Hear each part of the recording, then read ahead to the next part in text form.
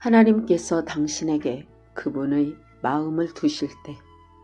데이빗 윌커스. 히브리서 12장 1절은 우리에게 세상이 영광 가운데 그리스도와 함께 있는 구름같이 허다한 증인들로 둘러싸였다는 것을 말하고 있습니다. 저는 이렇게 허다한 사람들이 증거하려는 것이 무엇일까 궁금합니다. 그들은 증거를 통해 우리에게 무엇을 말하려는 것일까요? 저는 그들이 우리에게 세 가지 말할 것이 있다고 생각합니다. 첫째, 그들은 하나님의 마음이 여전히 이 잃어버린 세상을 구원하는 데 있다고 증거합니다. 하나님의 말씀 어디에도 하나님께서 이 세상을 저버리셨다고 쓰여 있지 않습니다. 그분은 여전히 모든 육체에게 그분의 영을 부어주시고 모든 나라의 사람들에게 역사하고 계십니다. 둘째, 그 증인들은 하나님의 마음이 여전히 그분의 교회를 사랑하고 보호하시는 데 있다는 것을 우리에게 증거하고 있습니다. 계속적인 배신과 타락에도 주님은 그분의 몸인 교회를 소중히 여기고 계십니다.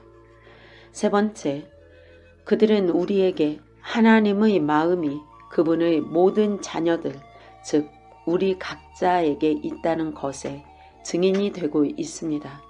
주님은 결코 보이지 않는 곳에 있는 단 한 사람의 종이라도 그 종이 아무리 크게 넘어졌다 할지라도 떠나지 아니하십니다.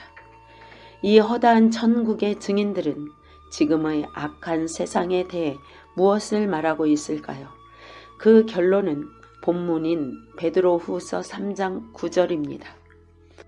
오직 주께서는 너희를 대하여 오래 참으사 아무도 멸망하지 아니하고 다 회개하기에 이르기를 원하시느니라. 이제 하나씩 자세히 살펴보겠습니다. 첫째, 그들은 하나님의 마음이 여전히 이 잃어버린 세상을 구원하는 데 있다고 증거합니다. 우리는 노아의 때보다 훨씬 더 악한 세대에 살고 있습니다. 이 구름같이 허다한 증인들이 소돔보다 훨씬 더한 죄를 짓는 인류의 형태를 보며 어떤 말을 할 수 있을까요? 우리 시대는 가장 번영한 시대 중 하나입니다. 경제는 축복받았지만 우리가 사는 사회는 너무나 부도덕하고 폭력적이고 하나님께 반하여 심지어 세상 사람들조차 세상이 얼마나 타락했는지를 한탄하고 있습니다. 어느 곳에 살고 있는 크리스찬이라도 하나님께서 왜 이렇게 악한 사회에 심판을 지연시키시는지 이상하게 여기고 있을 정도입니다. 그들은 주님, 어떻게 당신은 당신의 이름을 그렇게 수치스럽게 하는 많은 것들을 용납하실 수 있으십니까? 당신의 말씀이 우리 중에서 사실상 벗어져 없어지고 있습니다. 얼마나 오래 이런 일이 계속되나요? 그리고 어떻게 당신은 범람하는 성적인 타락을 참으실 수 있으신가요? 당신은 이보다 훨씬 덜한 이유로 소돔을 멸하셨습니다. 얼마나 오래 이런 상태를 놔두실 건가요? 라고 묻고 있습니다. 그리스도를 사랑하는 우리는 왜 그렇게 대량의 악이 계속되도록 허락되는지를 이해하지 못할 수도 있습니다. 그러나 천국의 구름같이 허다한 증인들은 알고 있습니다. 그들은 하나님께서 보이시는 그 자비와 인내의 의문을 갖고 있지 않습니다. 그 구름같이 허다한 증인들 중에 있는 사도 바울은 하나님께서 죄인 중에 대괴수에게 주신 끝없는 사랑에 대한 증거를 가지고 있습니다. 바울의 삶과 기록들은 그가 그리스도를 저주했었다고 말합니다. 그는 테러리스트였고 하나님의 사람들을 추적해서 잡았으며 그들을 감옥에 넘겨주거나 죽임 당하도록 끌고 갔던 사람이었습니다. 그러나 그는 몰랐기 때문에 그 모든 일을 했던 것이었습니다. 바울은 그가 그랬던 것처럼 많은 사람들이 몰라서 죄를 짓기 때문에 하나님께서 현 세대를 참고 계신다는 것을 말하려고 했을 것입니다. 테러리스트들은 바울처럼 어린 시절부터 증오하도록 교육받는데 그것은 그들이 그때까지 알고 있는 모든 증오입니다. 그들은 복음을 접해 본 적이 없습니다. 여러분에게 바울처럼 말하고 싶은 것은 많은 사도들과 선지자들이 지극히 악한 사람들 중에서 나오게 될 것이라는 사실입니다.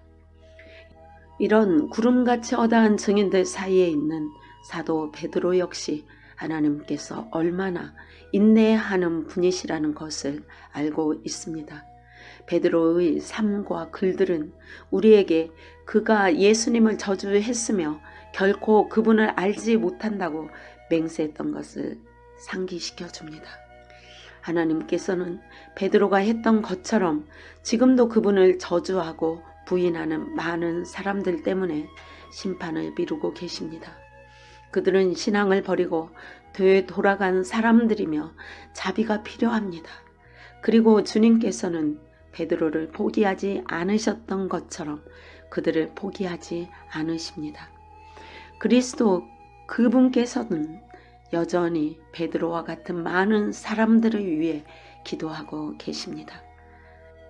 이 구름같이 허다한 증인들을 생각할 때면 저는 이전에 마약과 알코올 중독자였고 장녀였고 동성애자였으며 갱단원이었고 마약 판매원이었고 살인자였으며 아내를 구타하는 자들, 이단자들과 포르노 중독자들, 사회가 포기했던 많은 사람들의 얼굴을 봅니다.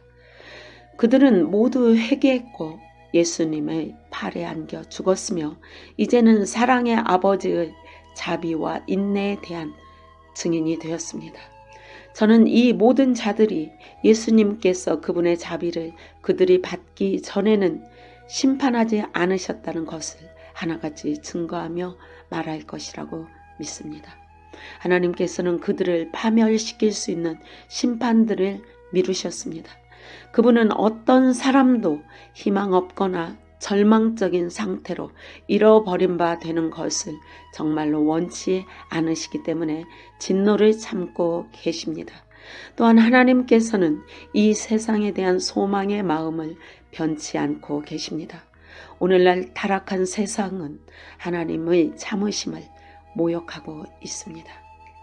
그리스도께서 이 땅에 오셨을 때 사람들은 죄악의 잔이 이제는 넘쳐 흐를 것 같은 시점까지 계속해서 더 나빠지고 있었습니다.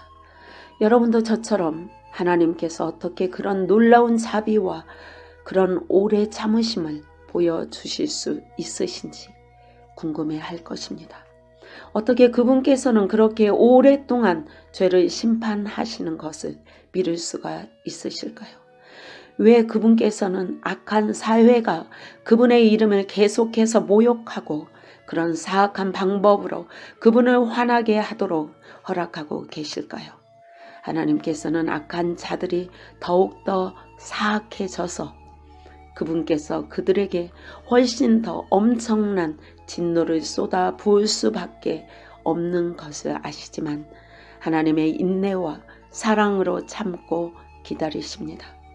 만약 하나님이 인내하지 않으셨다면 지금 우리 모두는 없어졌겠지요. 지금 하나님께서는 심판함으로써 그분의 짓밟힌 영광에 대해 복수하실 날을 기다리시는 것이 아닙니다. 반대로 지금 하나님께서는 모든 사람들이 비록 늦더라도 다 회개하고 돌이키기를 기다리고 계시는 것입니다. 그 기다림 때문에 주님의 무한한 자비와 용서가 악용되는 것도 참고 감수하십니다. 많은 크리스천들처럼 때때로 저는 이 세상이 심판받을 정도를 넘어섰기 때문에 되돌릴 수 없을 거라고 생각하기도 합니다. 많은 신자들은 계속적으로 주님을 모욕하는 교만하고 뻔뻔스러운 자들에게 당연히 슬픔을 느끼고 있습니다. 그러나 우리의 하늘 아버지는 다르십니다. 그분은 심판이 아니라 구속을 원하십니다. 베드로는 이제 하늘과 땅은 그 동일한 말씀으로 불사르기 위하여 보호하신 바 되어 경건하지 아니한 사람들의 심판과 멸망의 날까지 보존하여 두신 것이니라 라고 썼습니다. 그렇습니다. 소멸하는 불이 쌓여지고 있으며 주님께서 죄 지은 사람들에게 그것을 부으실 시간이 예비되어 있습니다. 그러나 베드로는 하나님께서는 우리가 생각하는 방식으로 시간을 세지 않으신다는 것을 알려줍니다. 그분께 천년은 우리에게 24시간인 하루인 것입니다. 주의 약속은 어떤 이들이 더디다고 생각하는 것같이 더딘 것이 아니라 오직 주께서는 너희를 대하여 오래 참으사 아무도 멸망하지 아니하고 다 회개하기에 이르기를 원하시느니라. 베드로후서 3장 9절. 그렇다면 우리는 이런 일들을 어떻게 생각해야 할까요? 예수님께서는 때가 아직 낮음에 나를 보내신 이의 일을 우리가 하여야 하리라. 밤이 오리니 그때는 아무도 일할 수 없느니라 라고 말씀하십니다. 그것은 우리에게도 진리입니다. 만약 우리가 이 세상에 있는 모든 것들이 불타버릴 것이고 지금은 한밤중이고 심판의 불이 빠르게 다가오고 있고 아직도 자비와 용서와 구원의 시간이 남아있다는 것을 본다면 우리는 우리에게 맡겨진 일을, 즉 온 세상에 그리스도를 선포하는 일을 더 긴급하게 해야 하는 것입니다. 하나님께서는 여전히 이 정신 나가고 음란하며 생각이 없는 세상을 사랑하고 계십니다. 그분께서 하시는 것 같이 우리도 잃어버린 자들을 사랑하도록 기도하십시다. 우리가 그분께서 바로 지금 세상에 보여주고 계신 인내와 사랑을 우리도 똑같이 갖게 되도록 기도하십니다. 두 번째, 하나님께서는 거짓 교사들이 난무하고 강단에서 어리석은 것들이 넘치고 있음에도 타락한 모든 그분의 교회를 여전히 사랑하고 계십니다. 진정한 예수 그리스도의 교회는 주님께 너무나 소중합니다. 처음부터 지금까지 그분의 교회는 변절자들과 거짓 교사들을 겪어왔습니다. 바울과 다른 사도들에 의해 설립된 사도적 집합체인 초대교회에는 하나님의 풍성한 권고하심이 가르쳐졌습니다.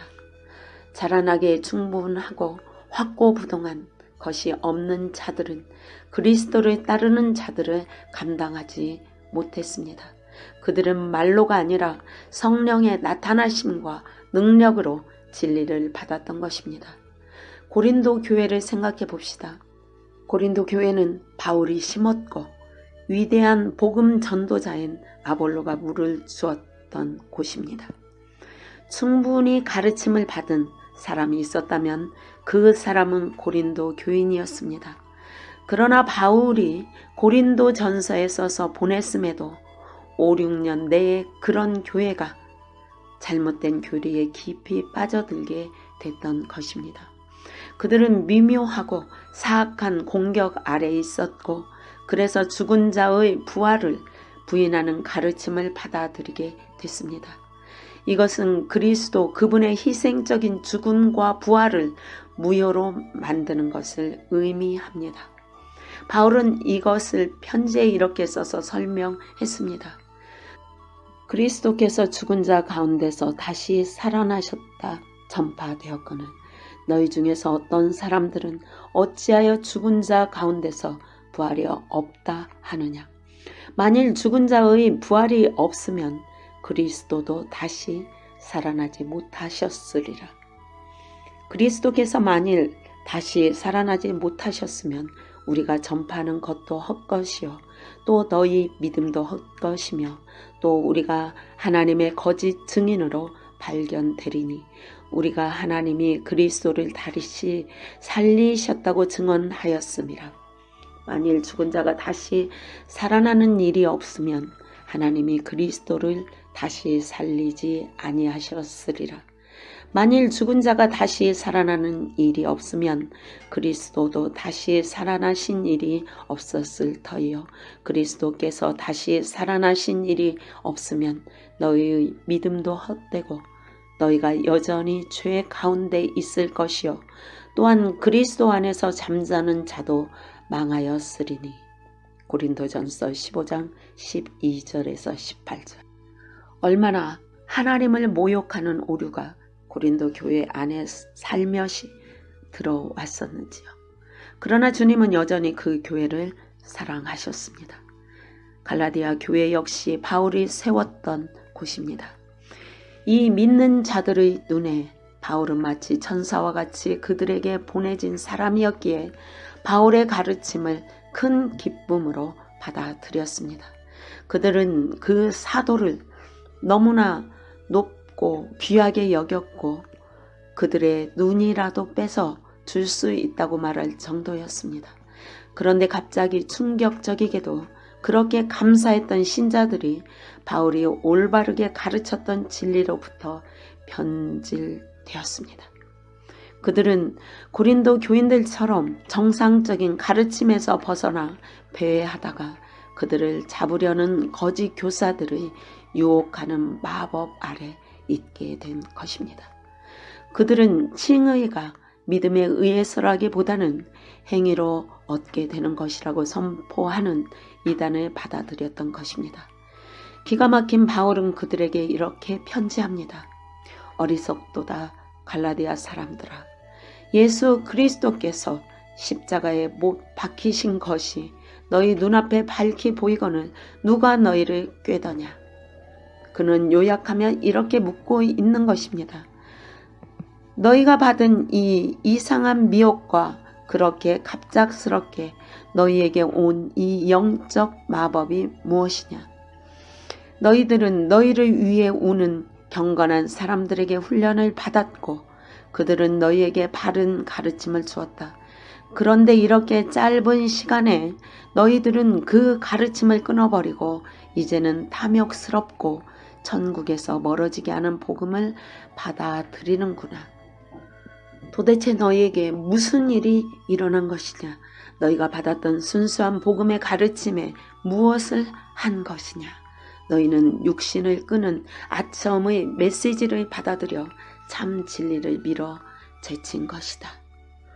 저는 오랫동안 견고하게 성경에 기반을 두고 하나님의 충분한 권고를 규칙적으로 받아온 교회에 출석하는 크리스찬들을 알고 있습니다. 그들은 기름 부음 받은 설교를 들으며 천국에 이끌려 갔었고 지옥을 실제적으로 봤으며 그 양심은 하나님의 말씀 안에 있었습니다. 어떠한 것도 그들을 복음에서 물러나게 하지 못했고 믿음 가운데 성숙한 자들이었습니다. 그들은 단지 그들이 들었던 순수한 말씀만으로는 부족했던 것입니다. 그런데 어떤 사람이 와서 어느 유명한 설교자의 테이프를 주었거나 아니면 호기심에서 그들은 그 설교자의 집회에 가게 되었습니다. 그들이 들은 것은 너무나 옳게 느껴졌으며 95%는 진짜 진리였습니다. 그러나 그들은 육에 끌리고 성경에 나와 있는 그리스도의 실제를 미묘하게 잠식해가는 5%의 가르침이 독이라는 것을 분별하지 못했습니다. 곧 그들은 들었던 것에 중독되었고 그 마음은 육을 만족시키는 어떤 복음에 걸려들게 된 것입니다. 믿지 못하시겠지만 잘 나가는 설교가들 중에는 예수님께서 부자였다고 가르치는 사람이 있습니다.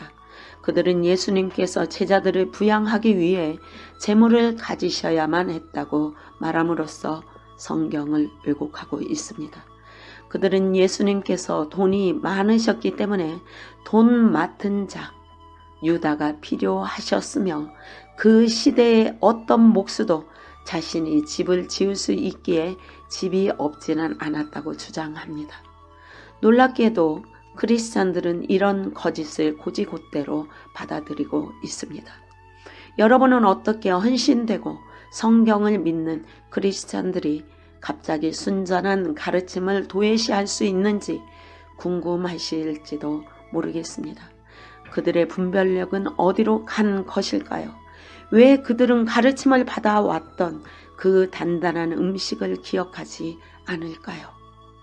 그러나 여전히 주님은 고린도 교회, 갈라디아 교회를 사랑하셨듯이 오늘날의 정도에서 벗어난 교회 성도들을 사랑하고 계시며 그들이 돌이킬 것을 기다리고 계십니다. 저 윌커슨은 히브리서 12장 1절에 구름같이 지금 우리를 둘러싼 허다한 천국의 증인들이 우리에게 이 메시지를 전해주고 싶어 한다고 그렇게 생각합니다. 바울은 분명히 그런 유혹적인 가르침들이 올 것임을 경고하고 있습니다.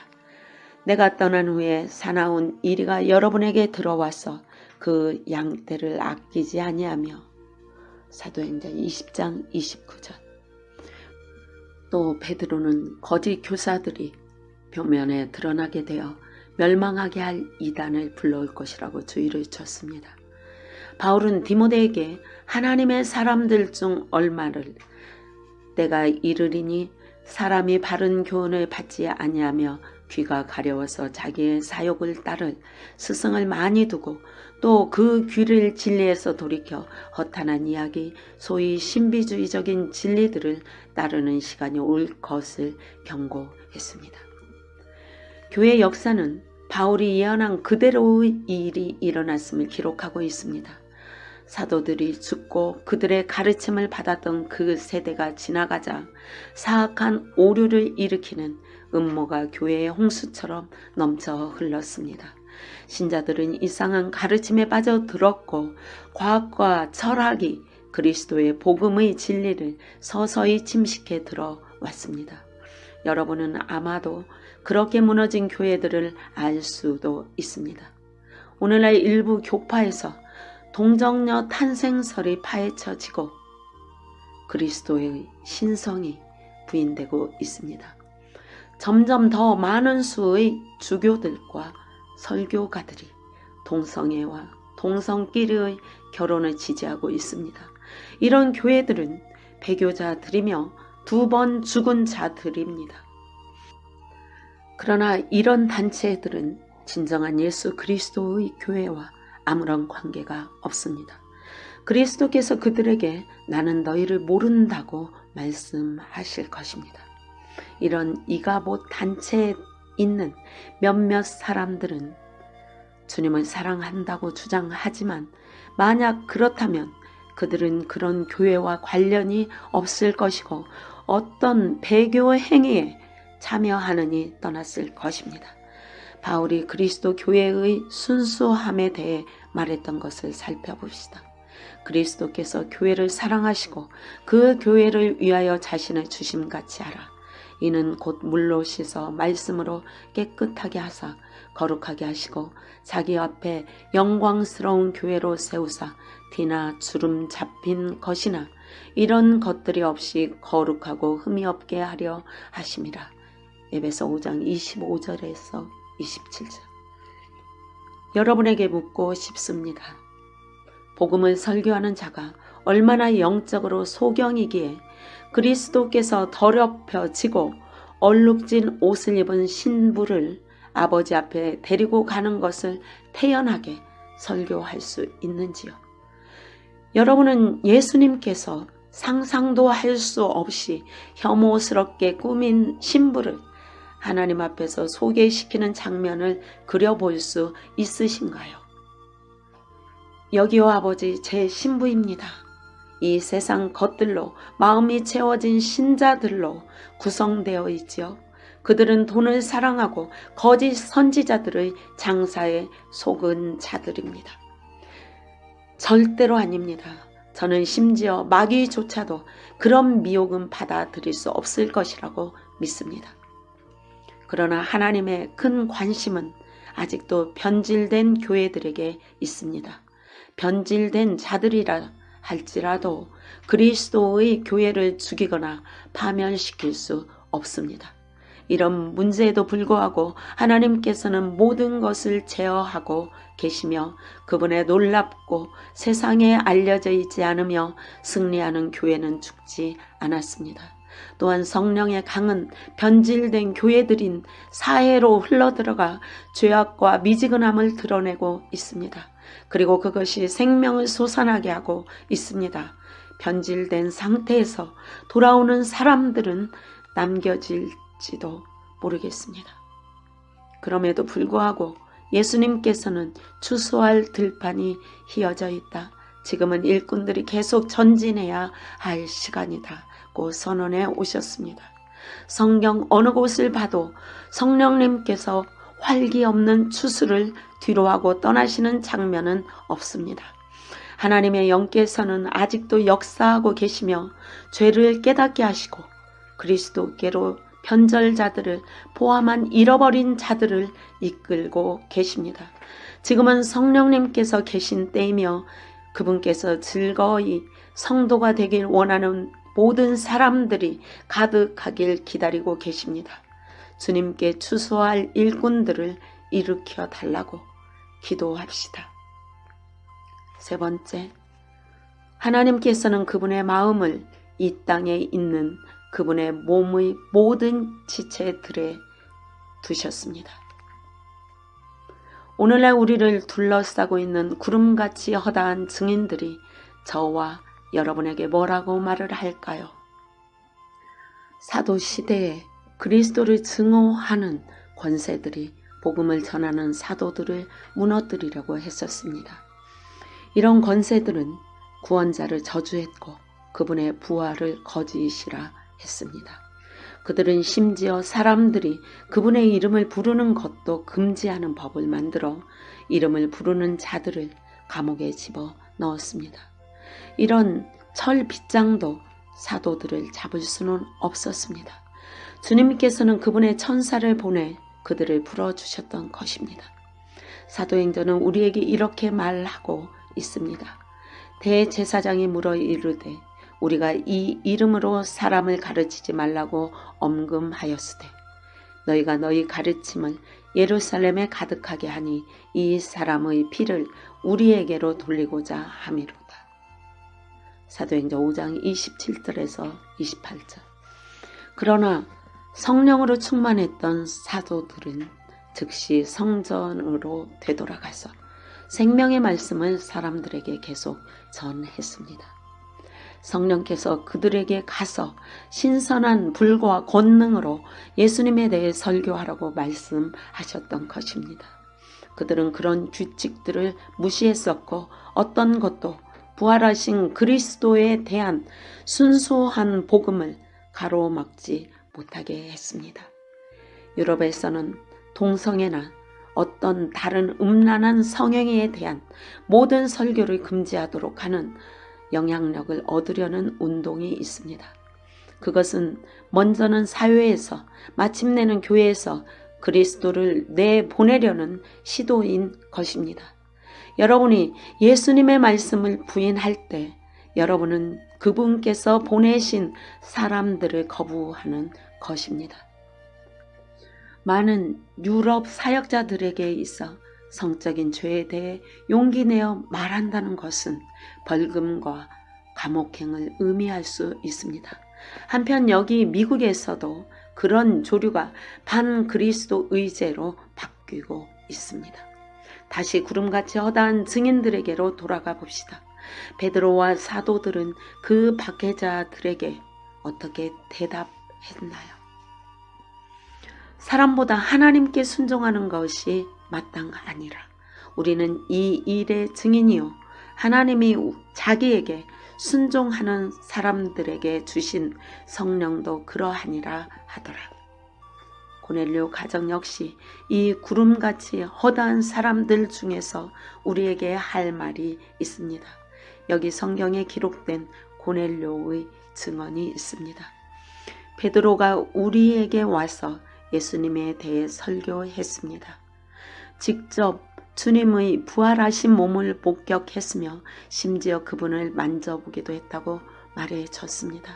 그는 그리스도께서 사람들에게 드러나게 부활하신 자신을 보이셨으며 부활 이후에 500명이 넘는 사람들이 그분을 목격했다고 말했습니다.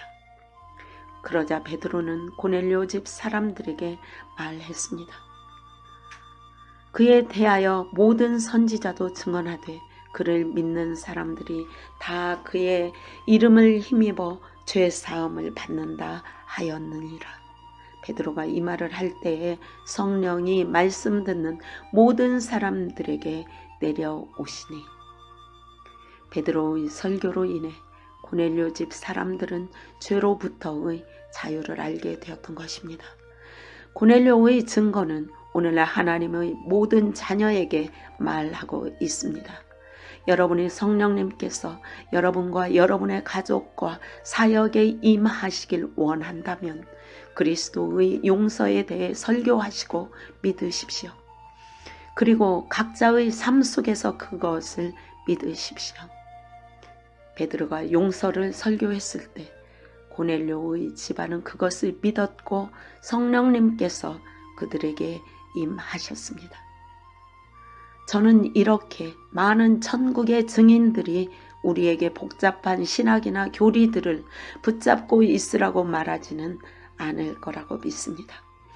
단순한 진리를 말하는 다른 증인들의 말을 들어보십시오. 히브리서 기자는 우리가 우리 믿음의 주요 온전케 하시는 예수님을 바라봐야 한다고 증언합니다. 우리는 십자가의 승리를 계속해서 설교해야 하며 우리를 대항하는 죄인들의 비난을 참고 끊임없이 따라붙는 죄를 벗어버리고 인내로서 우리 앞에 있는 경주를 해야 합니다. 다윗 왕은 주님의 용서하심과 우리에게서 그분의 성령을 거두지 않으신다는 것을 우리가 믿을 수 있도록 증명해주고 있습니다. 다윗은 살인을 저질렀고 간음과 거짓말을 했지만 회개했을 때 아버지께서 다윗에게 두신 그분의 마음 때문에 그를 그냥 놔두지 않으셨습니다. 그분께서는 다윗에게 새로운 마음을 주셔서 주님의 풍성한 용서를 증거하게 하셨습니다. 오늘날 새 언약을 믿는 우리는 다윗이 꿈에서나 바랄 수 있었던 보혈로 덮으심과 자비를 받았습니다. 베드로는 가장 위대한 빛이셨던 분께 죄를 지었던 것을 간증하고 있습니다. 이 제자는 예수님의 임재 안에 걸었으며 예수님을 만졌고 그리스도 그분께 직접 부르심을 받았습니다. 예수님은 베드로의 주인일 뿐만 아니라 친구였습니다. 그러나 베드로는 그분을 저주했고 그리스도의 그 입술에서 나왔던 예고대로 죄를 지었습니다. 베드로는 자신의 구원자의 얼굴을 다시 볼 수 있을 거라고는 생각지 못했습니다. 이 사람은 죄를 지었고 정죄감 속에서 살 수 있었지만 하나님께서는 그에게 마음을 두셨습니다. 베드로는 그 믿음의 주요 온전케 하시는 예수님을 바라보라는 목소리를 들었습니다. 마찬가지로 우리도 죄를 가져가 십자가에 달리신 그리스도의 희생 앞에 내려놔야만 합니다. 비록 과거에 어떤 죄를 저질렀었더라도 우리는 일어나 전진해야 합니다. 예수님은 우리의 죄악을 동이 서에서 먼 것처럼 없애는 분이시기 때문입니다.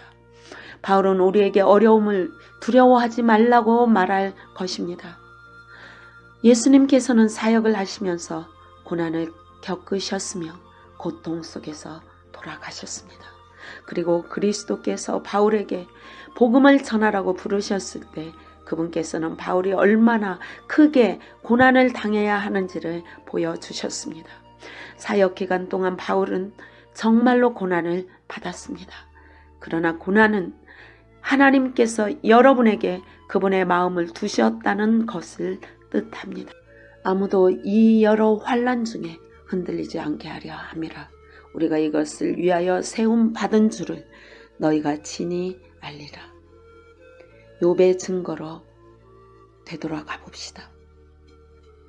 사람이 무엇이기에 주께서 그를 크게 만드사 그에게 마음을 두시고 아침마다 권징하시며 순간마다 단련하시나이까.